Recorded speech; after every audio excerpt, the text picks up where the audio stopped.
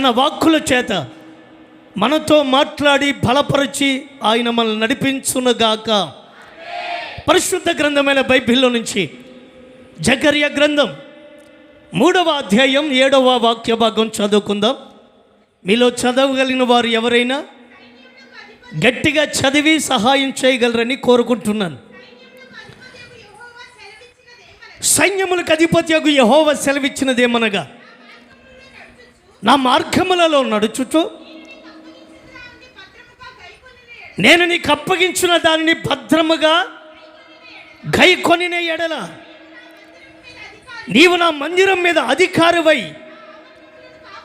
నా ఆవరణములను కాపాడవాడు వగుదువు.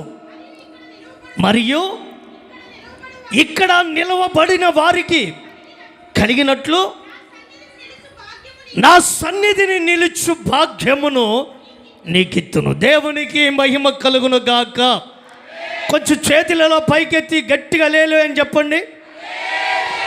ఈ వాగ్దానము ఈ రాత్రికాల సమయంలో అడుగుపెట్టిన ప్రతి వారి పట్లను, ఈ వాక్యమును వీక్షిస్తూ వింటున్నటువంటి ప్రతి వారి పట్లను నా యేసయ్య సంపూర్ణముగా నెరవేర్చునుగాక. ఆమేన్. హల్లెలూయా. క్రీస్తునందున ప్రియమైన దేవుని ప్రజలారా, దేవుడు తన వాక్కుల చేత మనతో మాట్లాడినట్లుగా మీ ధ్యాస అంతా, మీ ఆలోచన అంతా, మీ మనస్సంతయో ఈ వాక్యం మీద నేను నిలపాలని దైవ సేవకునిగా కోరుకుంటున్నాను. ఇక్కడ చదవబడినటువంటి వాక్యాన్ని మనం కాస్త గమనిస్తే, ఈ నెల ప్రభు మనకు చేస్తున్నటువంటి వాగ్దానం ఏమిటంటే, నా సన్నిధిని నిలుచు భాగ్యము నీకు ఇస్తాను. దేవునికి మహిమ కలుగును గాక. క్రీస్తునందు ప్రియులారా, ఆయన సన్నిధిలో నిలవబడడం ఎంతో విలువైన అనుభవం. ఆయన సన్నిధిలో నిలవబడడం ఎంతో ఘనమైనటువంటి అనుభవం. ఆయన సన్నిధిలో నిలిచి ఉండడం ఎంతో గొప్ప భాగ్యము అని దేవుని వాక్యం మనకు తేట తెల్లగా తెలియపరుస్తుంది. ఆయన సన్నిధిలో నిలిచిన వారి జీవితాలు ఎంతో ఆశీర్వాదకరంగా ఉన్నాయి. ఆయన సన్నిధిని ఆశ్రయించిన వారు ఎందరో ఘనపరచబడినటువంటి అనుభవాల్లో ఉన్నట్లుగా మనం లేఖనాల్లో ఎందరో వ్యక్తులను మనం చూస్తూ ఉంటాం. బైబిల్ గ్రంథంలో మనం కాస్త గమనిస్తే, ఆమోసు గ్రంథం 4వ అధ్యాయం 12వ వాక్యంలో చక్కటి మాటను మనం గమనిస్తాం. ఆమోసు గ్రంథం, కాబట్టి ఇశ్రాయేలీయులారా, ఇశ్రాయేలీయులారా, మీ దేవుని సన్నిధిని కనబడుటకై సిద్ధపడండి. దేవునికి మహిమ కలుగును గాక. ప్రవక్త సెలవిస్తున్నటువంటి మాట, ఇశ్రాయేలీయులారా, మీరు మీ దేవుని సన్నిధిని కనబడడానికి సిద్ధపడండి. ఆయన సన్నిధిలో నిలవడం ఒక భాగ్యం. ఆయన సన్నిధిలో సంపూర్ణ సంతోషం ఉంది. ఆయన సన్నిధిలో సకల ఆశీర్వాదములు, సకల ఘనతలు, మహిమ దాగి ఉంది. ఆయన సన్నిధిలో నిలబడడం ఒక గొప్ప భాగ్యం. ఎందరో జీవితాలు ఆయన సన్నిధికి దూరమై పతనవస్థ స్థితిలోనికి దిగజారిపోయిన వాళ్ళు ఉన్నారు. ఎందరో దేవుని సన్నిధిని అనుభవించక, దేవుని సన్నిధి విలువ ఎరుగక, దేవుని యొక్క సన్నిధిలో ఉన్న ఆ శ్రేష్టమైన దీవెన తెలియక ఎందరో జీవితాలు పాడైపోయినాయి, పతనవస్థలోనికి దిగజారిపోయారు. దైవజనుడు ఇశ్రాయేలుకు చక్కటి మాటను తెలియపరుస్తున్నాడు. ఇశ్రాయేలులారా, మీ దేవుని సన్నిధిని కనబడడానికి మీరు ఏమవ్వాలా? సిద్ధపడాలి. దేవునికి మహిమ కలుగును గాక. ఆయన సన్నిధిలో సిద్ధపడండి, త్వరపడండి, ఆలస్యము చేయమాకండి. ఆయన సన్నిధిలో నిలవబడడం అనేది అందరికీ కలిగే యోగ్యత కాదు. ఆయన సన్నిధిలో నిలబడడం అనేది అందరూ పొందుకునే అనుభవం కాదు. కనుక సిద్ధపడి ఆయన సన్నిధికి బయలుదేరండి. దేవునికి మహిమ కలుగును గాక.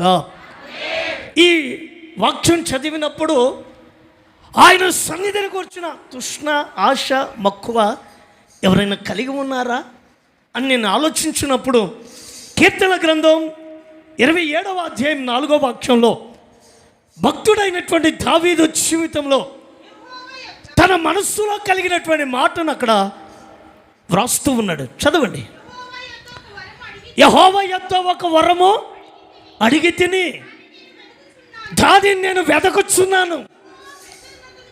యెహోవా ప్రసన్నతను చూచుటకును ఆయన ఆలయములో ధ్యానించుటకును నా జీవితకాలం అంతయు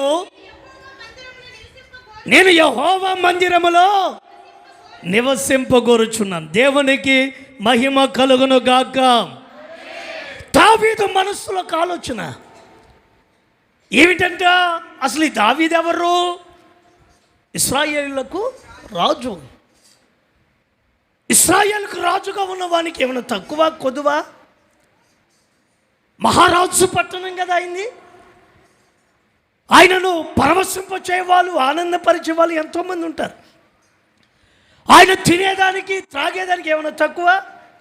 సమృద్ధి, సకల ఐశ్వర్యముల చేత తులతూగుతున్నటువంటి వ్యక్తి, ఉన్నతమైన హోదా కలిగిన వ్యక్తి, ఉన్నతమైన ఆశీర్వాదం నందినటువంటి వ్యక్తి, ప్రఖ్యాతి నుంచున్నటువంటి ప్రఖ్యాతి గడించినటువంటి వ్యక్తి దావీదు. సకల దీవెనలు ఉన్నాయి, ఏమీ తక్కువ లేదు. గొప్ప ఐశ్వర్యవంతుడు, ఎంతో ఆస్తి కలిగిన వాడు. ఎన్నిక లేని వాడిని దేవుడు తీసుకొచ్చి ఎక్కడ పెట్టాడు? సింహాసనం మీద కూర్చుండబెట్టాడు. తృణీకరించబడిన వాడు, విడనాడబడిన వాడు, తోలనాడబడిన వాడు, అయిష్టంగా బ్రతికిన వాడు, తన కుటుంబంలోనే విలువను కోల్పోయిన వ్యక్తి దావీదు. అని తీసుకుని వచ్చి దేవుడు ఎక్కడ పెట్టాడు? సింహాసనం మీద ఉన్నతమైన ఆధిక్యతనిచ్చి ఆశీర్వాదకరంగా దావీదుని పెట్టాడు. ఆ ఆశీర్వాదంలో సంబరపడాలా, సంతోషించాలా. ప్రభువా, నాకు ఇచ్చిన ఇంత గొప్ప భాగ్యమయ్యా, ఇంత ఆశీర్వాదం నాకు ఇచ్చావయ్యా, నీకు స్తోత్రం ప్రభువా అని తన ప్యాలెస్లో, తనకున్న రాజ్యములో సంబరపడిపోయి ఆనందిస్తూ, తనకున్న హోదాను బట్టి గణపరచబడిన స్థితిలో దేవుని మహింపరుస్తూ ఆ స్థితిని ఆ స్థాయిని బట్టి అతిశయించవచ్చు, తప్పేమీ లేదు. కానీ దావీదు జీవితంలో అలాంటి ఆలోచనలు లేవండి. ఎంత స్థితికి ఎదిగినా, ఎంత ఆశీర్వదించబడినా, ఎంత ఉన్నతమైన దీవెనను అనుభవిస్తున్నా, అతని మనస్సులో ఒక కోరిక ఏమిటో తెలుసా? యెహోవా ప్రసన్నతను నేను చూడాలి, ఆయన ఆలయంలో నేను ధ్యానించాలి, నా జీవితకాలం అంతయు నేను యెహోవా మందిరములో. ప్రైజ్ ది లార్డ్, హల్లెలూయా. నా బ్రతుకు దినములన్నిట నేను ఎక్కడ ఉండాలా? నేను ఎక్కడ ఉండాలా? ఎక్కడ ఉండాలా? నేను ఎక్కడ ఉండాలా? ఆయన మందిరంలో ఉండాలా, ఆయన సన్నిధిలో నిలవాలా, ఆయన మాటలు ధ్యానించాలా. ఆయన సన్నిధిలో నా ఆశ, నా ఉద్దేశం, నా ఆలోచన ఏంటంటే నా జీవితకాలం అంతయు ఆయన మందిరంలో ఉండాలి. దేవునికి మహిమ కలుగును గాక. మనం ఈ వాక్యం చదివినప్పుడు మనకు ఒక ఆశ కలగాలి, మన హృదయంలో ఒక ఆలోచన ఉండాలి. అదేమిటంటే మన జీవితకాలం అంతా ఎక్కడ ఉండాలా? దేవునికి మహిమ కలుగును గాక. ఆమేన్, హల్లెలూయా.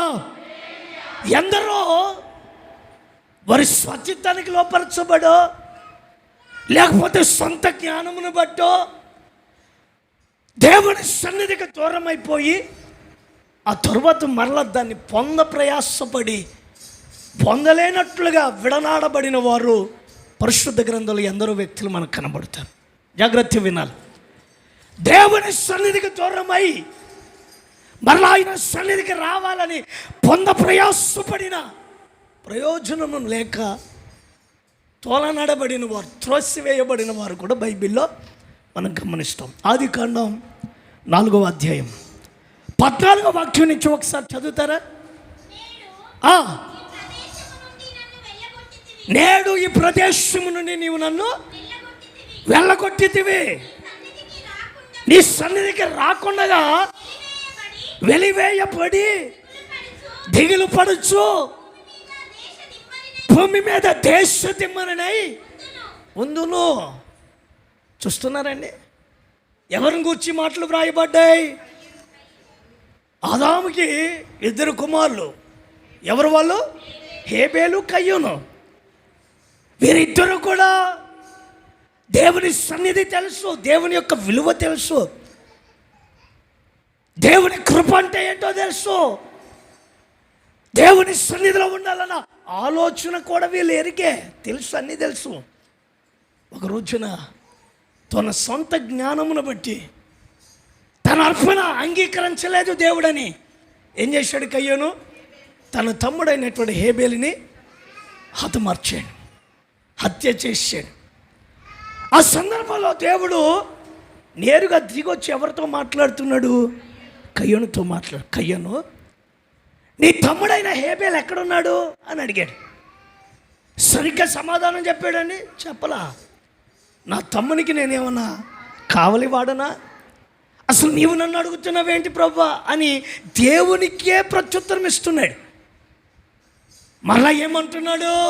తర్వాత దేవుడు అతనితో చెబుతున్నాడు, నీ తమ్ముడైనటువంటి హేబేలు యొక్క రక్తము నేల మీద నుంచి నాకు మొరపెట్టుచున్నది, నీవు చేసిన పని ఏంటి అని అడిగాడు. ఇప్పుడు ఈ వ్యక్తి కయ్యూనేమంటాడు?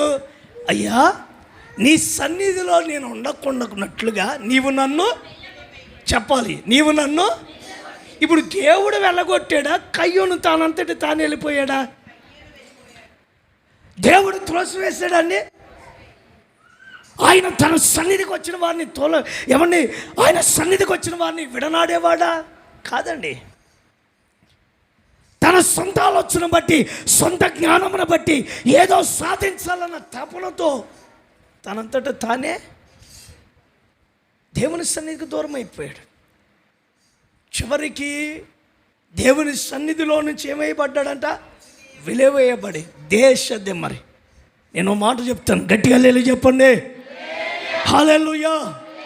దేవుని సన్నిధికి ఏ వ్యక్తి అయితే దూరం అవుతాడు, దేవుని సన్నిధిని అనుభవించవలసిన వ్యక్తి, దేవుని సన్నిధిని ఎవరైతే నిర్లక్ష్యపరుస్తారో వాక్యం చెబుతుంది వారి లోకంలో దేశ దిమ్మలాగా తిరిగే పరిస్థితి వస్తుందంట. తోలివేయబడిన పరిస్థితి, నెట్టివేయబడిన పరిస్థితి. మరో వ్యక్తులు ఉన్నారు, ఆదాము, అవ్వ. వాళ్ళు ఏం చేశారు? దేవుడు ఎక్కడ పెట్టాడు? ఏదైనా తోట. ప్రతి దినము దేవుని సన్నిధిని అనుభవిస్తున్నారు వాళ్ళు. ప్రతి చల్లపోటు వచ్చి దేవుడు ఎవరితో మాట్లాడుతున్నాడు? ఆదాము తావుతో మాట్లాడుతున్నాడు. వారి యొక్క యోగక్షేమ సమాచారం తెలుసుకుంటున్నాడు దేవుడు. ఒక రోజున సాతాను కుయుక్తులు పడిపోయారు. దేవుడు తినవద్దన్నటువంటి పండ్ల యొక్క ఫలమును భుజించారు. దేవుని ఎదుట దేవుడు కోరుకొనని దాని వైపు మరలించబడ్డారు. ఆ దిశగా అడుగులు వేశారు. దైవ ప్రత్యక్షతను కోల్పోయారు. దేవుడు వచ్చి ఆదామును పలకరిస్తున్నాడు. ఆదాము, నువ్వు ఎక్కడున్నావు అని పలకరిస్తుండే ఆదాము దేవుని సన్నిధిలో నుంచి ఏమయ్యాడు? దేవుని సన్నిధికి దూరం అయిపోయాడు. దేవుని మాట వినబడట్లా. దేవుని ఆలోచన ఆదాముకి అర్థం కావట్లా. దేవుని ఆలోచన ఏమని ఆదాముకి తెలియపరచబట్లా. చివరికి దేవుడి కల్పించుకుని ఆదాముతో మాట్లాడుతున్నాడు. ఆదామా, నేను తినవద్దన్న పండుని ఏమన్నా నువ్వు తిన్నావా అని అడిగాడు. అప్పుడు ఆదాము అంటాడు, నాకు ఇచ్చినటువంటి హవ్వ ఏం చేసింది? ఈ పండ్లను తీసుకుని వచ్చి నాకు ఇచ్చింది, గనుకనే నేను వాటిని తిన్నాను. నేను చేసిన పొరపాటు ఏమీ లేదయ్యా అని ఎవరి మీదకి నెట్టేశాడు? ఆ స్త్రీ హవ్వ మీద నెట్టేశాడు. చివరికి దేవుడు ఏం చేశాడో తెలుసా? ఆ ఏదోను తోటలో నుంచి వారిని బయటికి నెట్టివేశాడు. చదువుతారన్నమాట. ఆదికాండం 3వ అధ్యాయం 24వ వాక్య భాగం చదువుకుందాం. అప్పుడు ఆయన ఆదామును వెళ్ళగొట్టి ఏదైనా తోటకు తూర్పు దిక్కున కెరూబులను, శివ వృక్షమునకు పోవు మార్గమున కచ్చుటకు ఇటువంటి తిరుగుచూ ఉన్న ఖడ్గజ్వాలను నిలవబెట్టాను. చూసారండి, దేవుడు ఎక్కడి నుంచి వాళ్ళని త్రోసివేశాడు?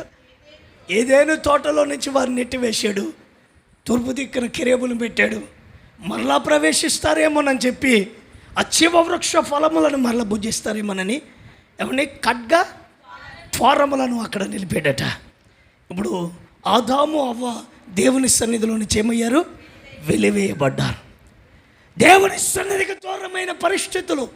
ఒకటి దేశదే, మరొకటి దేవుని ఆలోచన అర్థం కావట్లా, దేవుని సంకల్పం వారు తెలుసుకోలేకపోతున్నారు. ఆదాము అవ్వ వెలివేయబడ్డారు. మరొక వ్యక్తిని మీకు పరిచయం చేస్తాను. దేవుడు అన్నాడు, నీవు నినివే పట్టణానికి బయలుదేరి వెళ్ళు అన్నాడు. యోనా ఏం చేశాడు? తర్షీషునకు పోవాలని వాడ ఎక్కి కేవు తీసుకున్నాడు, టికెట్ తీసుకున్నాడు, బయలుదేరుతున్నాడు. సగ దూరం ప్రయాణం చేశారు. ఇంతలో వాతావరణం మారింది. తుఫాను సముద్రంలో చెలరేగింది. ఆ వాడను ఇటు అటు ఇటు కొడుతుంది. ప్రజలందరూ భయపడుతున్నారు. అల్లకొల్లాలో సృష్టించబడింది. ఏం జరుగుతుందో అర్థం కాని పరిస్థితి. ఆ సందర్భంలో వారు తమ దేవతలను బట్టి వారు ఏం చేస్తున్నారు? ప్రార్థన చేస్తున్నారు.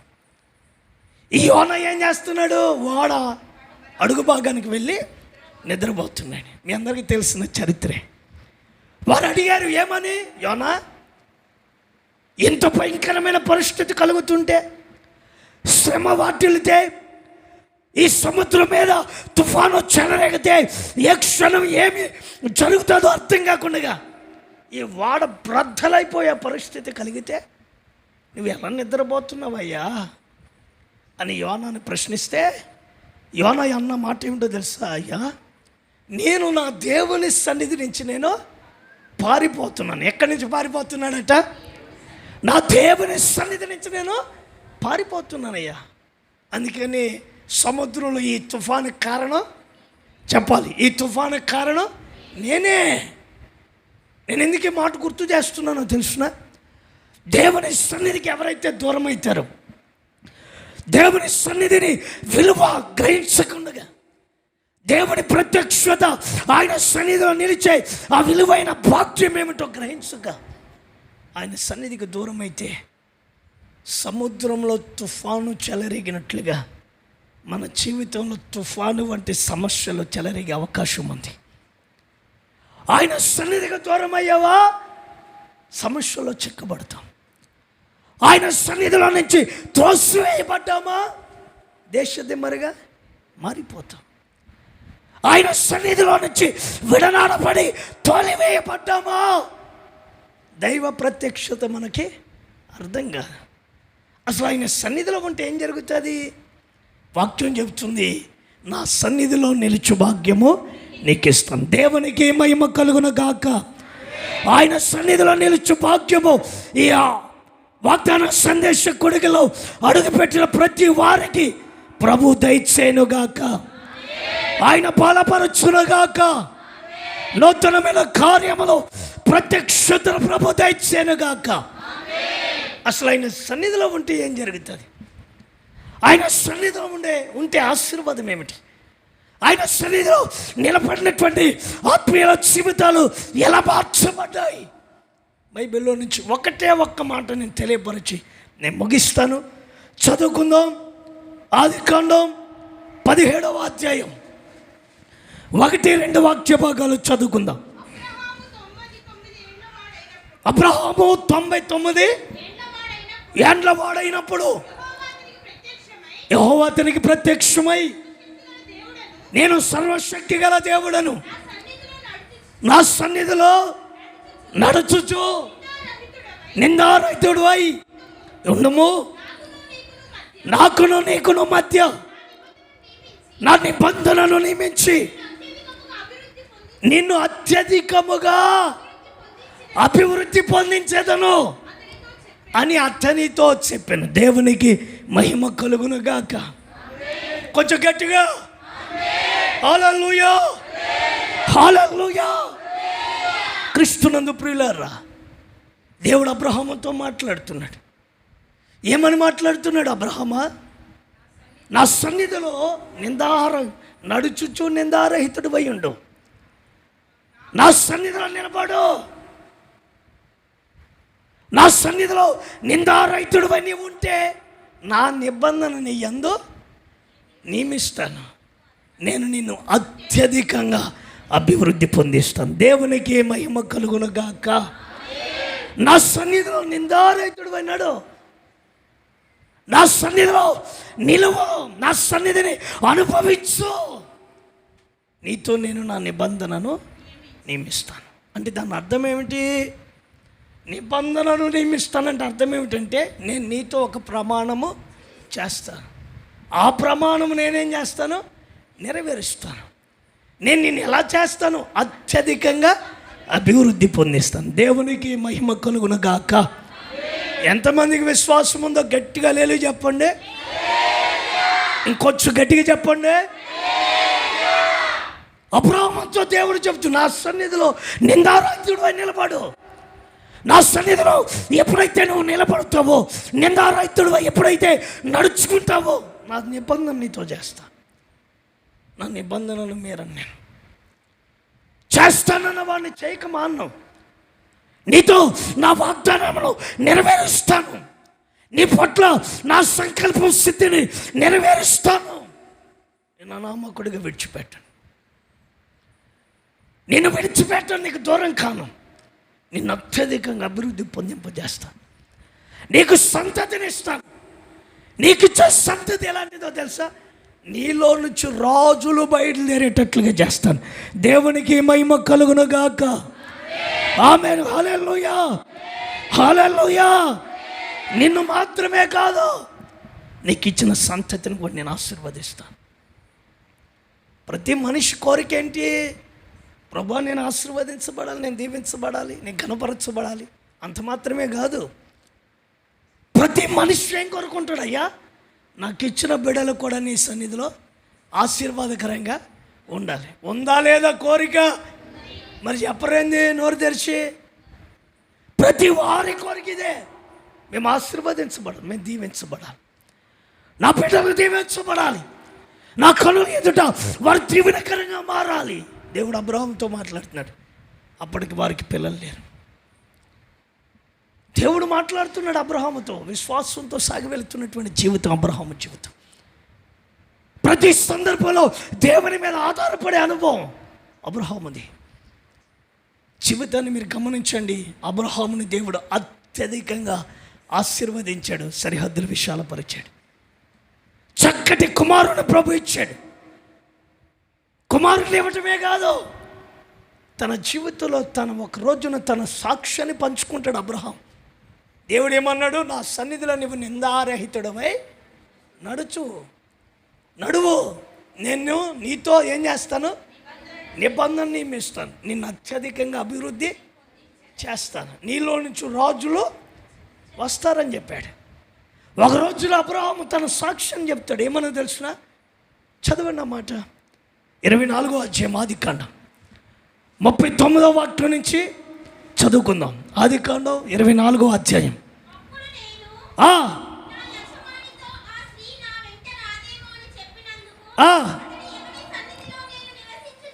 అతడు ఎవరి సన్నిధిలో నేను నివసించుచున్నాను,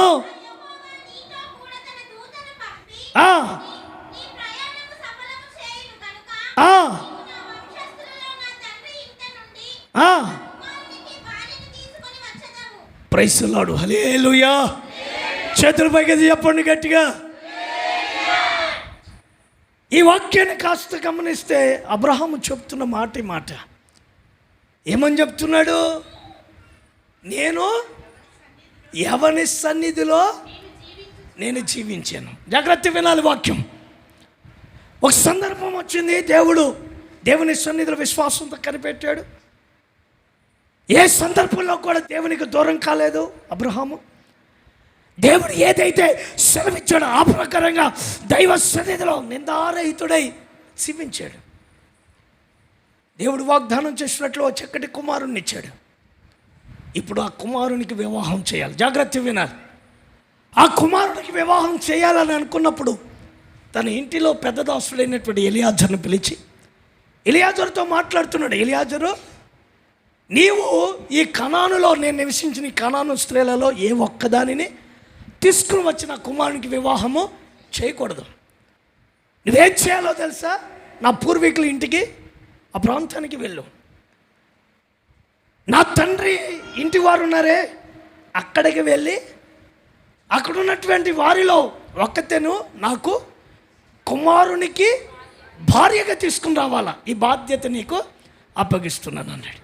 అప్పుడు ఎలియాజరు ఏమన్నాడు తెలుసా? అయ్యా, నేను ఒకవేళ నీ కుమారుణ్ణి ఆమె నా యొద్దకు పంపించుకుండగా ఒకవేళ నీ కుమారుణ్ణి తీసుకురమ్మని వాళ్ళంటే నేనేం చేయమంటారు అని ఎవరు అడిగారు? ఎలియాజరు అబ్రహాంని అడిగాడు. అప్పుడు అబ్రహాం చెప్తాడు, పొరపాటు నా కుమారుని అక్కడికి తీసుకెళ్ళడానికి వీలు లేదు. నేను ఎవరి సన్నిధిలో నిలబడ్డానో, ఆ మాట గుర్తుపెట్టుకోవాలి మీరు. ఎవరి సన్నిధిలో నేను నిలబడ్డానో ఆ దేవుడైన యెహోవా నీకు ముందుగా ఎవరిని పంపిస్తాడు? తన దూతను పంపిస్తాడు.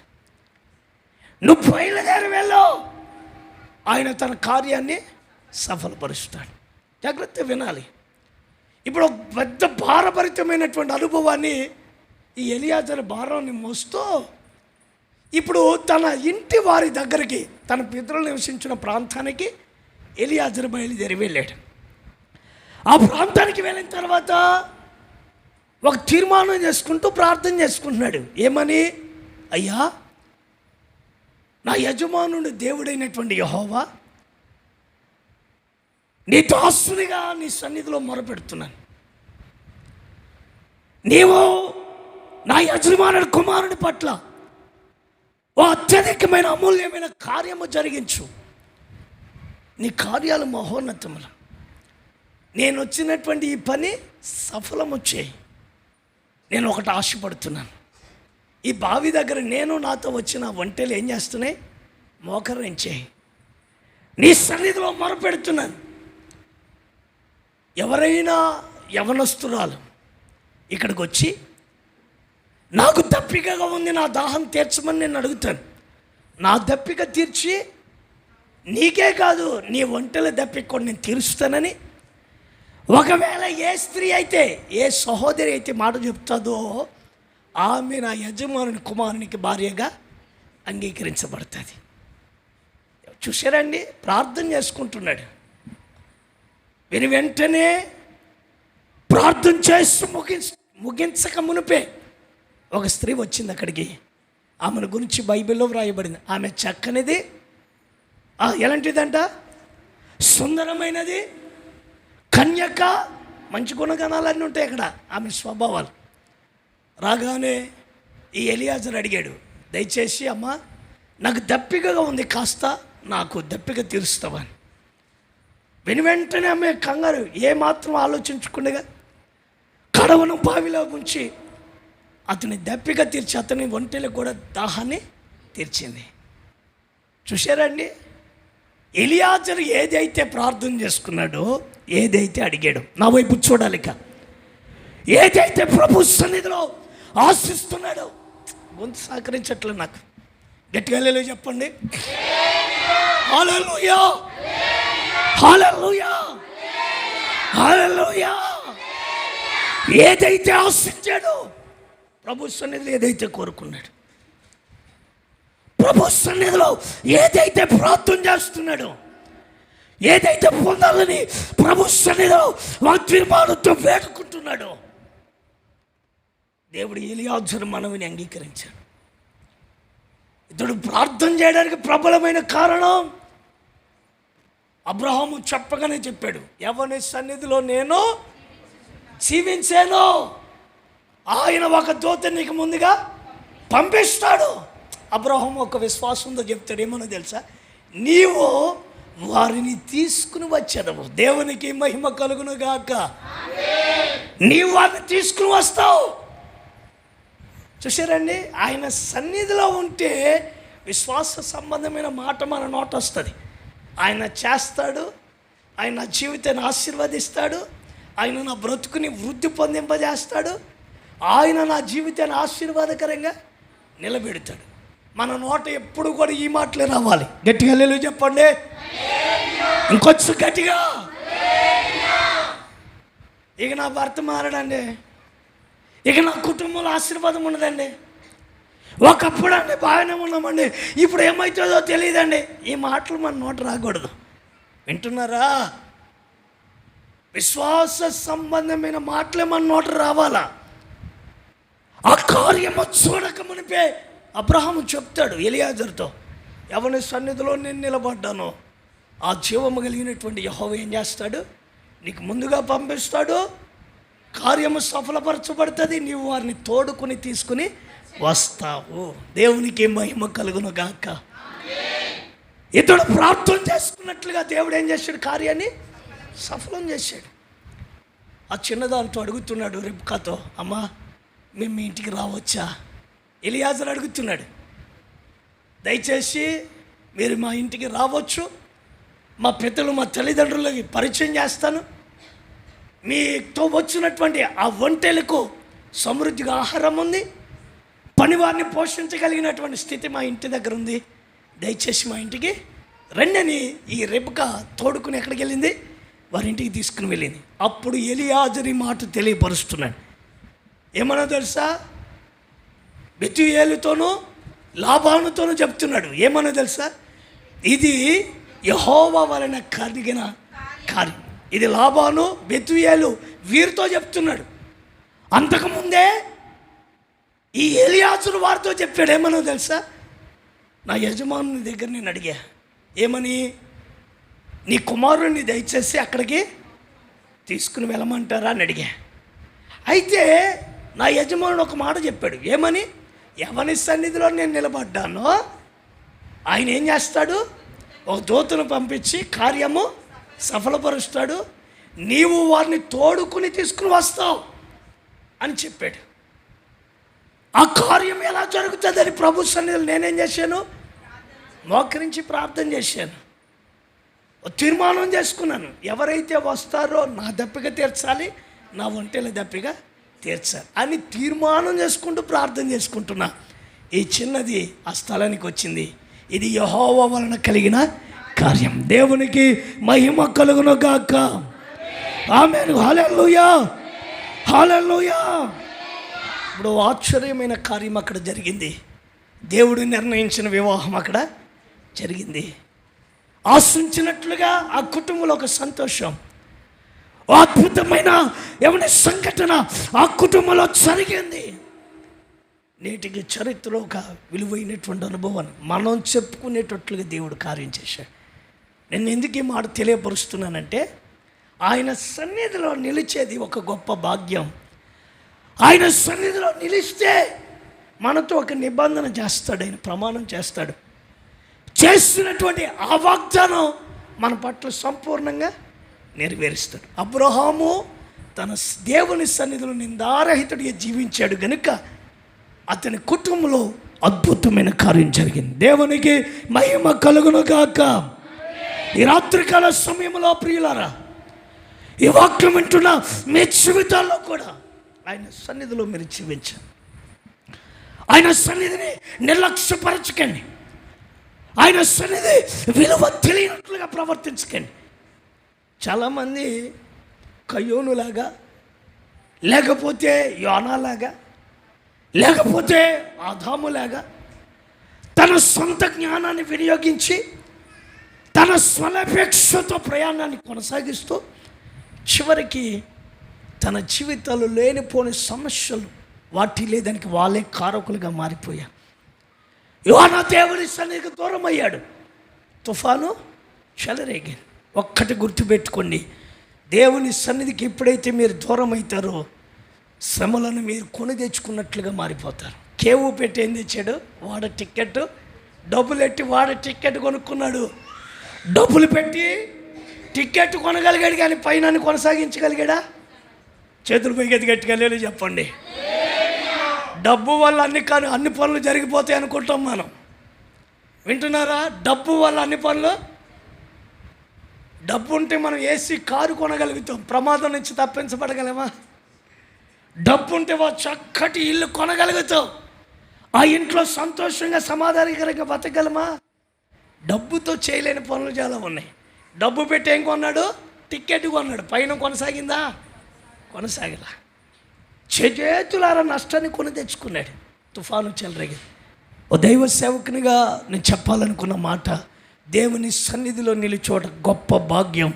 అలా జీవించాడు అబ్రహాం, నిందారహితుడై అత్యధికంగా ఆశీర్వదించబడ్డాడు. దేవునికి మహిమ కలుగును గాక.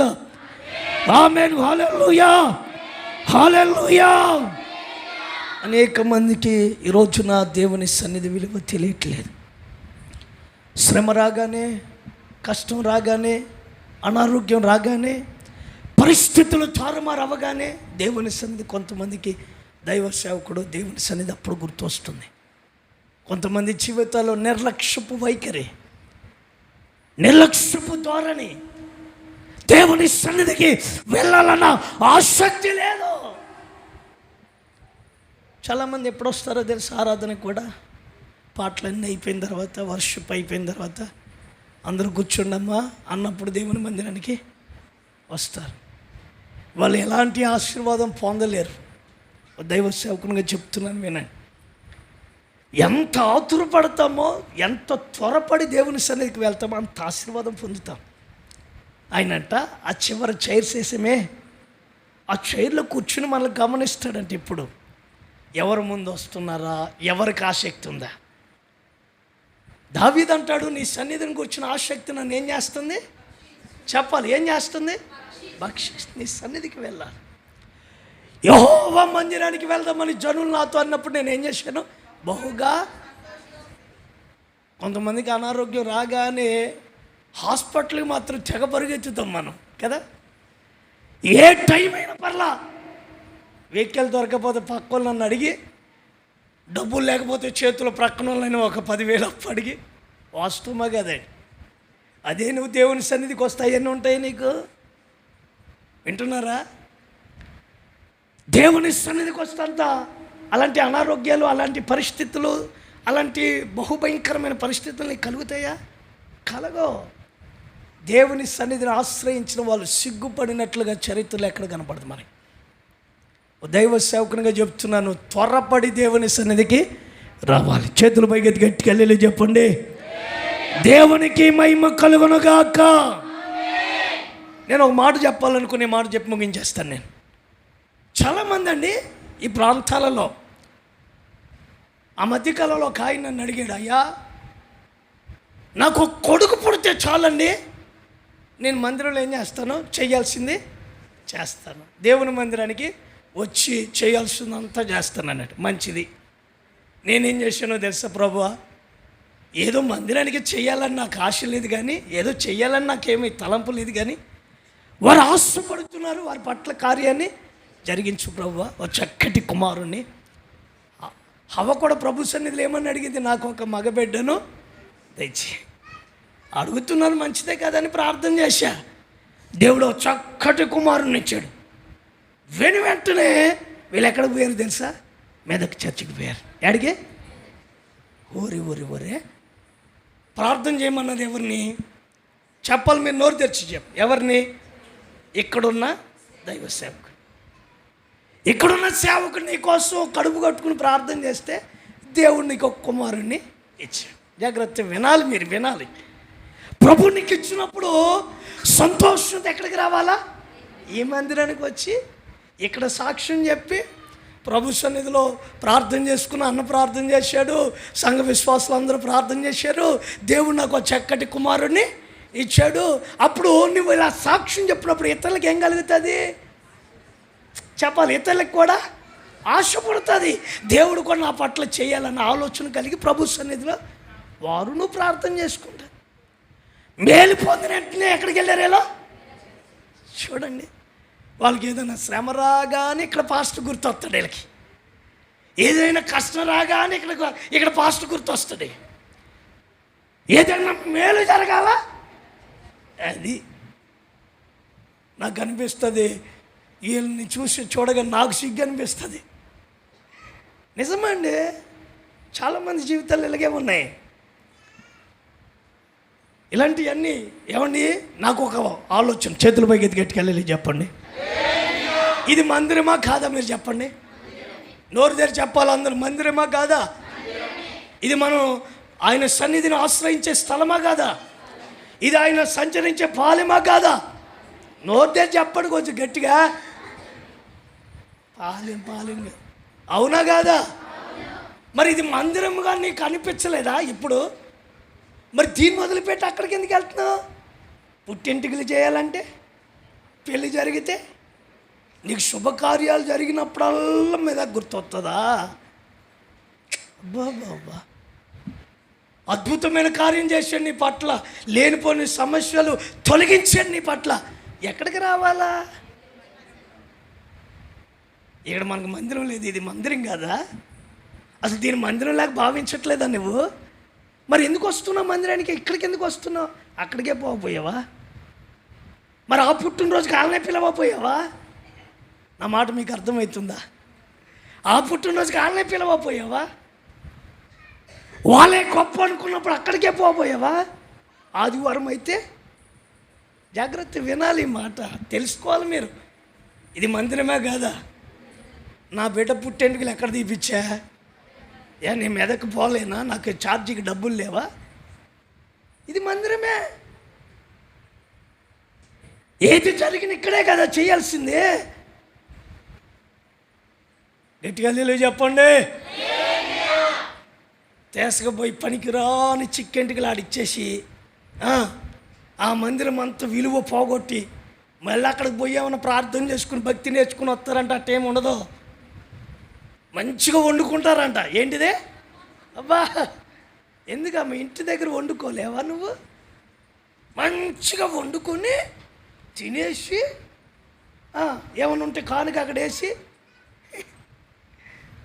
మరలా వచ్చి ఆదివారం నుంచి ఎడకే వస్తారు. మరలాను మీకు ఎప్పుడు తప్పు అనిపించలేదా? ఇది వరకు అంటే సేవకులు టయానికి లేరు గనక కాస్త ఇబ్బంది పడేవాళ్ళు గనక అది వేరు పరిచర్య. ఇది మనకు సంఘము, ఇది ఒకటి పరిచర్య, ఇది ఒక ఉన్నతమైన ఉపదేశం. దీన్ని విడిచిపెట్టాడు పోతే ఎట్లా? Praise the Lord. హల్లెలూయా, హల్లెలూయా. సస్తే మెదక్కు దేనికి? నిద్ర చేయాలి. మందిరం నీ ఇంటికాడ నిద్ర రాదా నీకు? ఎవరు చెప్పారు ఈ మాటలు? నాకు చెప్పాలి మీరు. పెళ్ళైతే వెళ్ళొద్దని నేను అంటలే, జాగ్రత్త వినాలి. మెదక్కు చర్చి చూడొద్దు, వెళ్ళొద్దని నేను అంటలా. శుభకార్యాలు జరిగితే అక్కడ పోతావు, నీ కష్టం వస్తే ఇక్కడ పాస్టర్ దగ్గరికి వస్తావా? ఎంత తెలివితేటలండి మీయే. లౌకిక జ్ఞానం అంటారు దీన్ని, లోక జ్ఞానం అంటారు. ఎవడో భయపెట్టాడంట, నువ్వు అక్కడికి పోతే ఇంకొకటి పోతాడు అన్నాడు అంట ఇంట్లో. ఏందే? అక్కడ పోకపోతే ఇంకొకటి పోతాడు. అందుకని పొయ్యి వచ్చినా పోతే సంగతి ఏంది? మిమ్మల్ని నొప్పించాలని నేను అంటలేదు గనుక విషయాన్ని మీరు తెలుసుకోవాలి. ఇప్పుడు కూడా ఇది దేవుని చెప్పాలి. ఇది ఏంటిది? దేవుని. మరి నీకు శుభకార్యం జరిగితే ఎక్కడికి రావాలా? ఈసారి మెదక్ కనుక ఎవరన్నా వెళ్ళినట్టు తెలుస్తుంది, అప్పుడు చెప్తాం మీ సంగతి. ఎప్పటి వరకు చూసి చూడనట్టు వదిలేసా, ఫోన్లో తెలియలేదు. వాస్తవమైన మాట చెప్పనండి, అది అన్యుల ఆచారం అండి బాబోయ్, ఆచారం అండి అది. వాళ్ళు భ్రమపరుచుతారంతే. నీకు కాస్త ఇబ్బంది కలిగితే కలగ్గానే చెప్తారు, నువ్వు అక్కడికి వెళ్ళలేదు కనుక ఇలా జరుగుతుందంట. మరి నాకు పెళ్ళయింది, నేను పోయానా? మరి నాకేం జరిగిందా? మీకు అర్థమవుతుందన్న మాట. పుట్టెందుకులు ఇక్కడే తీపిచ్చా, మరి ఏమైనా అయిందా? ఇది మందిరం కదా. మీరు గమనించుకోవాలి ఈ విషయాలు. దేవునికి మహిమ కలుగును గాక. చేతుల పైకి గట్టిగా హల్లెలూయా, హల్లెలూయా, హల్లెలూయా. గనుక ఇది దేవుని సన్నిధి, ఇది దేవుని మందిరం. నువ్వు నిలబడాల్సింది ఇక్కడే, అంతేగాని ఒట్టిగా నువ్వు తిరుగుతావు, నీతో పాటు 10 మందిని తీసుకుపోతావు వాడికి. ఈ మధ్య దారూరు జాతరకు పోయారండి కొంతమంది. ఏ ఊరు? జాతర అద్నూరు జాతర. అబ్బో, జాతర పిచ్చోళ్ళు వీళ్ళంతా. భక్తి ఏముండదు. మందిరానికి వస్తే ఆత్మీయ అనుభవాలు వస్తాయి. జాతరకు పోతే ఏం కొనుక్కుందామా? ఏ పువ్వులు కొనుక్కుందామా? ఏ కప్పులు కొనుక్కుందామా? లిప్స్టిక్ ఏంటిది? లిప్స్టిక్ కొందామా? ఆడుకునే వస్తువులు కొందాం, ఇదే ఉంటుంది. ఇక జాతర భక్తులం కాకూడదు మనం. గట్టిగా హల్లెలూయా చెప్పండి. హల్లెలూయా. ఎప్పుడో ఒకసారి జరుగుతుంది. మనుషులను చూడడానికి వెళ్ళాలా మనం, లేకపోతే అక్కడ ఉండే వస్తువులు చూడడానికి? పోనీ వెళ్ళేవే అనుకో, అగ్నుల్లో జరిగే ప్రార్థన జరుగుతుంది. మందిరంలో కూర్చున్నావు, నువ్వు వాక్యం విన్నావా? ఒట్టిగా అలా తిరిగేసి తెక్కలోడు తిరణాలకు పోతే ఎక్క దిగ సరిపోయింది అంటాడికి. ఏంటిది? ఆడు కొండెక్కుతున్నాడని దిగుతున్నాడు, కొండెక్కుతున్నాడని దిగుతున్నాడు. గుడారాల పండుగ ఉంది, గుడారాల పండుగ.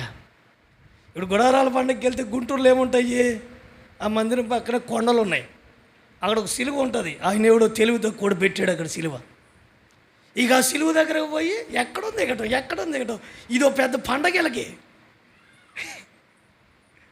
అర్థమవుతుందా? పొరపాటున అట్లాంటికి మనం తావు అవకాశం ఇవ్వకూడదు. మనం ఏ పని మీద వెళ్ళామో ఆ పని చూసుకుని రావా. దేవునికి మహిమ కలుగును గాక. దేవుని సన్నిధికి వెళ్ళామా, దైవ ప్రత్యక్షతను అనుభవించు. దైవ సేవకుడు తెలియపరిచే వాక్యం విను. దేవుడి ఉద్దేశం ఏమయ్యిందో, ఆయన ప్రణాళిక నీ పట్ల ఏమయ్యిందో తెలుసుకో. అలా రా. అది తెలుసుకోకుండా వట్టిగా పోయి వట్టిగా రామకండి. ఎవని సన్నిధిలో నేను నిలబడి ఉన్నాను. ఎవరంటారు? ఏలియా అంటాడు, ఎలీషా అంటాడు, ఎవని సన్నిధిలో నేను నిలబడ్డాను. అబ్రహాం అంటాడు, ఎవరి సన్నిధిలో నేను జీవించుచున్నాను. ఆ జీవము కలిగిన యెహోవా నీకు ముందుగా దూతను పంపించి ఈ కార్యం ఏం చేస్తాడు? సఫలం చేస్తాడు. నువ్వు వెళ్ళిన పని సఫలమవుతుంది. వారిని తీసుకుని నువ్వు ఇక్కడికి వస్తావు. దేవునికి మహిమ కలుగును గాక. ఈ మందిరంలో ఎవరైతే నివసిస్తారో వారి కార్యములను యేసయ్య సఫలపరచును గాక. అద్భుతమైన రీతిలో వారి కుటుంబాన్ని నడిపించును గాక. అభివృద్ధిని ప్రభు దయచేయును గాక. వారి ప్రతి కార్యము ఆయన సఫలపరచును గాక. ఆయన సన్నిధిలో ఎలా నిలబడాలి? నిందారహితులమై, ఏ లోపము లేనివానిగా మనం నిలిస్తే మనతో ఆయన ఏం చేస్తాడు? నిబంధనను నియమిస్తాడు. ఆయన మనకు వాగ్దానం చేస్తాడు. వాగ్దానం చేసినట్లుగా మన పట్ల అద్భుతమైన కార్యం చేస్తాడు. ఆయన సన్నిధిలో నిలిచిన వారు ఏం పొందుకుంటారంటే, దేవుని వాగ్దానాలు అనుభవించడం కాదు, అత్యధికమైన అభివృద్ధిని పొందే అవకాశం ప్రభు ఇస్తాడు. దేవునికి మహిమ కలుగును గాక. ఈ నెల ప్రభు మనకు చేసిన వాగ్దానం ఏంటో తెలుసునా? నా సన్నిధిలో నిలిచి భాగ్యము. అలా నిలిచిన అబ్రహాము జీవితము ఆశీర్వాదకరంగా ఉంది. అలా నిలవాలి అని కోరుకున్న దావీదు జీవితం ఆశీర్వాదకరంగా ఉంది. ఆయన సన్నిధిలో ఏముందంటే సంపూర్ణ సంతోషం ఉంది. దేవునికి మహిమ కలుగును గాక. దుఃఖంతో వచ్చిన వారికి సంతోషం, కన్యలతో వచ్చిన వారికి విడుదల, అనారోగ్యంతో వచ్చిన వారికి ఆరోగ్యం. ఆయన సన్నిధిలో అడుగుపెట్టిన ప్రతి వారి జీవితాలు ఆశీర్వాదకరంగా మార్చబడితే ఈ వాక్కులు ప్రతి వారి వినికిడిలో స్థిరపరచి ఆత్మీయంగా ప్రభువాన్ని నడిపించునుగాక. అందరూ మోకరించండి, ప్రార్థన చేసుకుందాం. అందరూ మోకరించి ఆకాశం వైపు చేతులెత్తి